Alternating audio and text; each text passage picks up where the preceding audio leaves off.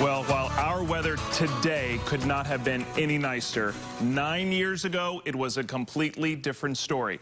That was the day 30 tornadoes hit North Carolina. It was April 16th, 2011, the greatest one-day total of tornadoes in North Carolina's history. Unfortunately, 24 of our friends and neighbors lost their lives. The next day, it was a perfect weather day, but unfortunately, it was spent cleaning up and recovering from one of the worst weather disasters our state has ever seen. Now, here is a look at some of the damage that was done, and here is the map of all the tracks, all 30 tornadoes, including 5 EF3s. This past Monday, our state had 12, and the strongest one was an EF2. It was a historic day, and one of the stories that I just heard a few months ago, when the recovery teams were out surveying the damage after those 30 tornadoes, they were down in the sandhills, and they were driving around, and they saw all these chickens without their feathers. Well, apparently, some of these storms and tornadoes pulled the chickens up, tore all their feathers off, and put them back down on the ground, and the chickens just went on walking like nothing was happening.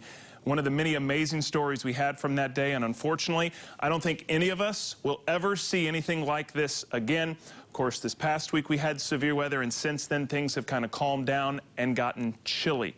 And tomorrow morning, we will once again have a frost advisory, top to bottom across central North Carolina, so everyone is under this advisory. And remember, this doesn't mean freezing temperatures and you need to wrap pipes or anything like that. This is just for agricultural people who need to worry about the plants, whether it's farmers or whether it's you who put some new plants in the ground. Frost could be on them tomorrow morning, and that could damage them. Otherwise, we'll start off around 36, above freezing. A couple degrees warmer, technically, than where we were this morning, but still cold. By lunchtime, we're up to 64. Another perfectly sunny day, obviously no rain to talk about, and it'll be in the 70s. Today, we were in the 60s. Tomorrow, we'll be even warmer in the 70s. And we'll probably have a super sunset tomorrow night. Here's one from last week. This is from North Raleigh. Thanks to Teresa for sharing this picture. We don't actually see the sun, but we see how it's turned the clouds pinkish behind the pine trees. I'll put this on my Twitter, Instagram, and Facebook page if you want to take a second look. And remember, the sun continues to set later and later. It's now setting at 7:50 here in central North Carolina. And one of the reasons why we'll have perfectly sunny skies tomorrow, high pressure firmly in control. But that's going to move out for the weekend, opening the door for this front and that rain to head our way. There is snow in the Midwest tonight, but we do not have that in our conversation. What we do have is a cold start tomorrow morning. So again, close to freezing along the Virginia border.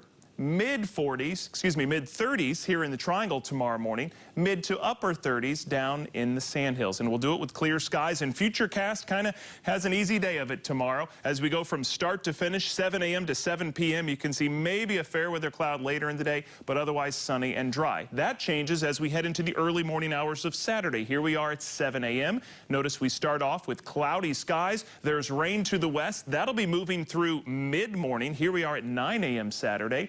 That rain is out of here by the afternoon, and then we're back to sunny skies. The good news is the rain's not going to be heavy, and it is not severe. Absolutely nothing like what we had earlier this week, but some rain to start your Saturday morning. So maybe you go rearrange the closet, organize that for about the 14th time in the past month, and then the rest of the weekend will be pretty decent. Here we are at 7 a.m. Sunday. Notice we will have some clouds, but the rain holds off until late in the afternoon and into Sunday night. So most of our days this weekend are dry, but there are a few showers. And tomorrow is completely dry. With sunny skies, look for a high of 72. Then we'll level off to around 70 Saturday and Sunday. Again, it's morning rain Saturday, it's late day rain Sunday, and that rain continues into the overnight hours and into Monday morning. A little cooler Monday with 60s, but then we dry out and warm right back up into the 70s Tuesday and Wednesday. A few more showers back Thursday and Friday before we've got upper 70s by next weekend.